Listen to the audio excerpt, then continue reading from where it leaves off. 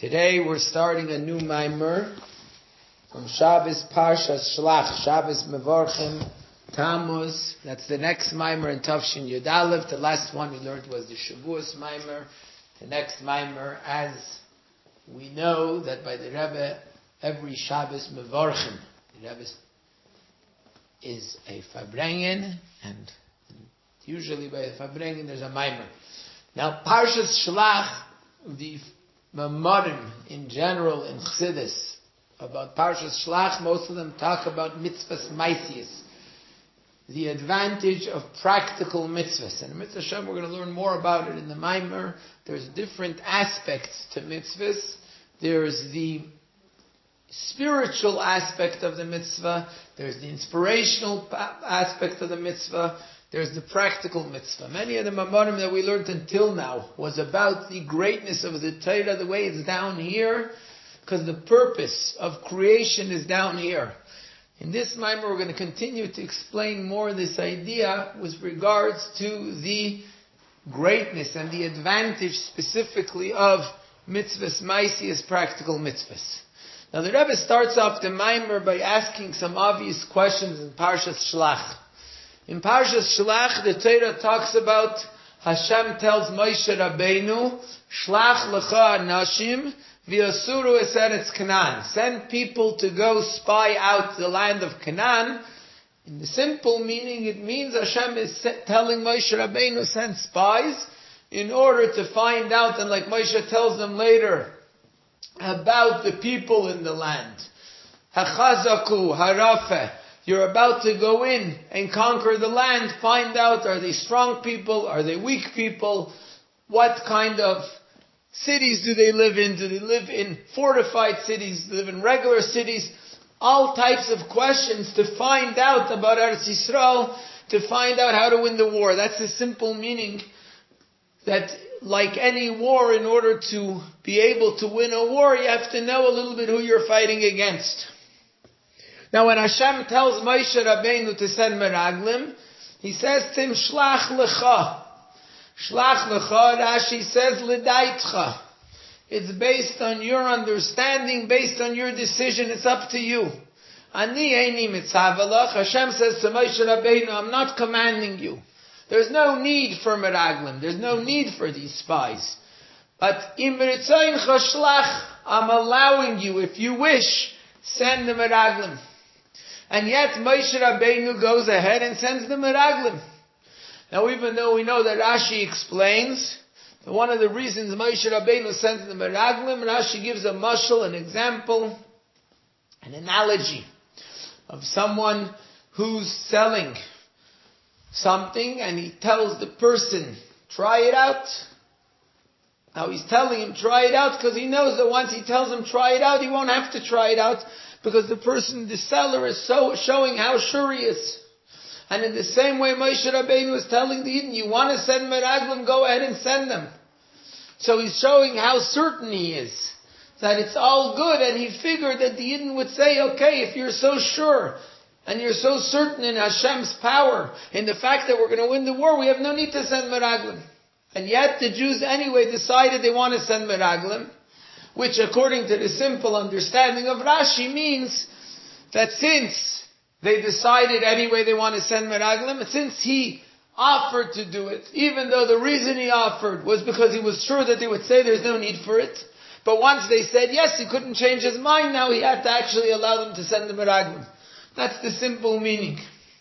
Nevertheless, the Rebbe says, it's obvious that the fact that Moshe Rabbeinu, Hashem told him, Shlach lecha l'daitcha, send based on your understanding.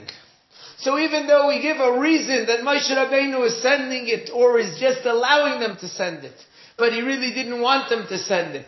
Now that he told them they can send it, so he has to do it. But nevertheless, it's obvious that if Hashem told him send according to your knowledge, that when Moshe Rabbeinu actually sends the Meraglim, it's l'daitcha, it's actually something which Moshe Rabbeinu understands that it's the right thing to do, because if it wasn't l'daitcha, it wouldn't be sending the Meraglim that Hashem told him. Which means that Moshe Rabbeinu understood that there's a need, there's a reason to send Meraglim. And the question is why? For what reason? What purpose could there be in sending Meraglim that Moshe Rabbeinu is deciding to send these Meraglim? What's the need for it? To go even a step further, we know that when the Jewish people came into Eretz Yisrael, actually, they were led by Yeshua ben Nun, and the Gemara tells us on the Pasuk, Ad Yaver Amcha Hashem, Ad Yaver Amzu Kanisa, it says, until your nation Hashem will pass through, which means will go through the Yarden, Ad Yaver Amzu Kanisa, until they'll pass through a second time. When's the second time? So the Gemara says that the second time was in the time of Ezra. The first time that the Jewish people went into Eretz Yisrael was together with Yeshua ben Nun. Yeshua ben Nun led them into Eretz Yisrael. When they went through, when the Yarden split for them and they went into Eretz Yisrael. The second time was after the Galus Bavel, after the destruction of the first Beis HaMikdash and the 70 years of Galus that they were in Bavel.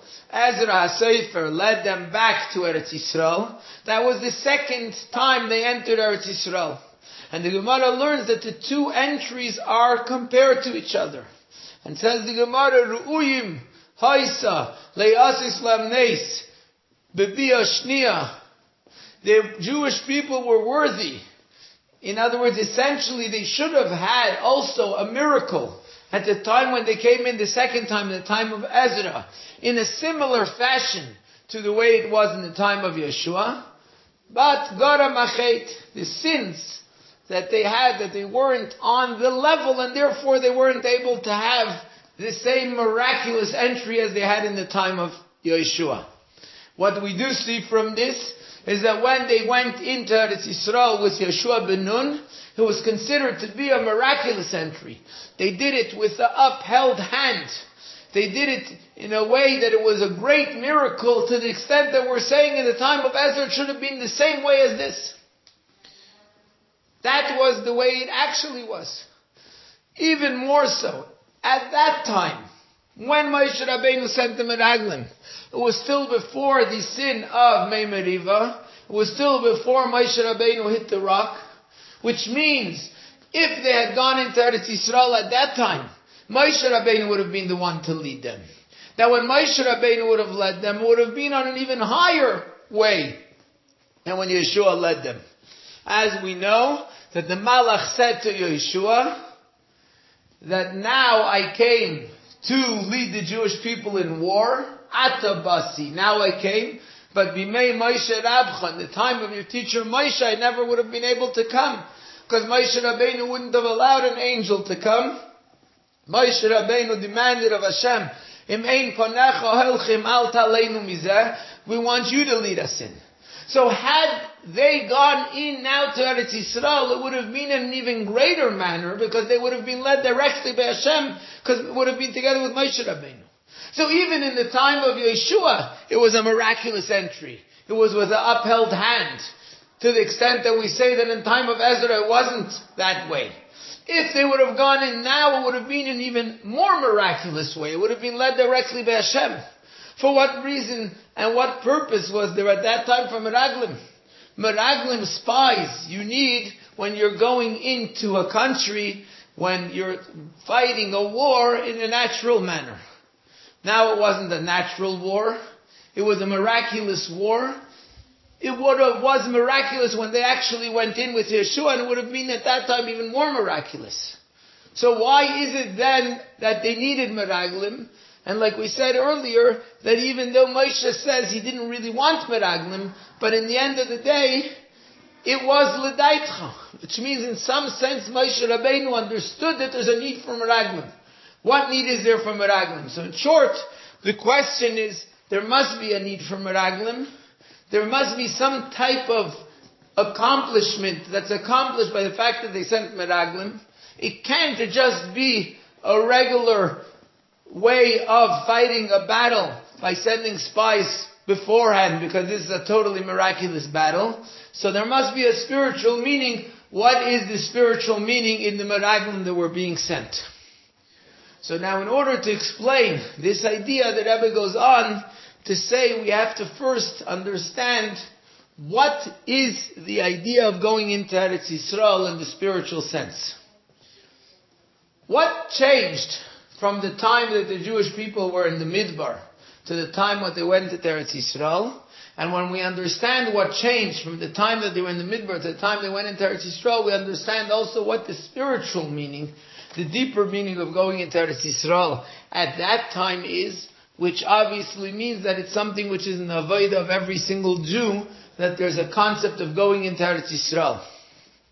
When the Jewish people were in the Midbar, everything ran wonderfully. They did everything properly, they did everything in the right manner, everything that they're supposed to do. In fact, in the most amazing way, they sat all day, they learned Torah from Moshe Rabbeinu, they didn't have any physical needs. The Anan, the Ananei HaKavod, the clouds of glory took care of their physical needs. Their clothing grew with them, their clothing were laundered by the Ananei HaKavod. They had man falling right next to their tents. They had the well of Miriam. They had no need for anything physical. More than that, they saw godliness all the time. They saw miracles. They served Hashem in the Mishkan. And they had Moshe Rabbeinu teaching and leading them. It was the most idyllic life possible. What changed? What added thing did they get by the fact that they went into Eretz Yisrael? And what's explained in Chassidus is that by going into Eretz Yisrael, they now were able to fulfill the mitzvahs in the physical world. Shabbos. There's 39 malachas that one's not allowed to do on Shabbos. What are those 39 malachas? Tana Sidura de Pasnakat. It goes according to the order of bread, of how we make bread, starting from planting, harvesting, etc., etc., all the different things that one has to do in order to make bread. Those things they didn't happen in the Mishkan. We didn't eat bread. There was no physical world, there was no involvement with the physical world in order to have mitzvahs to be fulfilled in the physical world. So they had the Torah, they had the mitzvahs, but they didn't fulfill them properly within the physical world. That's what was lacking. By going into Eretz Yisrael, now they went into a land where now they're eating bread, now they're planting, now they're sowing, now they're doing business. Now they're involved in a world in which one can do practical mitzvahs in the physical world. That was the advantage and that was the gain that the Yidden had by going into Eretz Yisrael. So when we're discussing the Meraglim, when we're discussing the idea of going into Eretz Yisrael, we have to understand what it means in the spiritual sense. That means the concept of actually getting involved into the physical world. Now in order to understand the idea of the advantage and the virtues of doing mitzvahs in the physical world, we have to start by understanding the whole concept of what it means doing mitzvahs in the physical world, by understanding that there's two types of tzaddikim, and that's also two types of avodah in every person. We know that when Mashiach comes, one of the big things that will happen is there'll be the fight between the Shoir Habar and the Levyasan. It says, Kinigya, Asid HaKadosh Baruch Hu Lasis LaTzadikim. Hashem is going to show the tzaddikim a circus, so to speak. He's going to show them a special wrestling match between the Levyasan and the Shoir Habar. The big, great whale, the great fish, and the great, huge ox. Now in Chassidus it explains what Hashem is going to show the tzaddikim is the physical manifestation of the entire war between good and bad, between physical and spiritual that took place throughout the time of Galus, throughout the time of the history of the world. That will all manifest itself, that will all express itself in a physical wrestling match, so to speak, and that's going to cause pleasure, seeing the Avodas HaBirurim, seeing the refinement of the world, seeing how it all came about. Now, in addition to good and bad, the difference between Shoir Habar and Levyasan is there's two types of tzaddikim. There's tzaddikim who are on the level of Shoir Habar, and tzaddikim who are on the level of Levyasan. Levyasan is in the ocean. It's covered by water. Levyasan is the tzaddikim who their avodah is in a spiritual manner. They deal with spiritual things, with souls. Shayra bar is an ox, a powerful, healthy ox. That's in the physical, material world. That's the tzaddikim who their avodah is using the physical, material world to elevate it, to bring it to Hashem. And Mitzvah Hashem, next time we'll continue discussing the idea of the Shayra bar and the Levyasan.